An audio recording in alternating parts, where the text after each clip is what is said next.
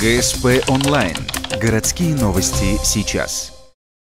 Четверг, 16:48. Район поселка Нижний Доманик, шахта номер 3. При выполнении работ по расширению грузовой ветви произошел обвал породы. В результате ЧП одного из работников завалило.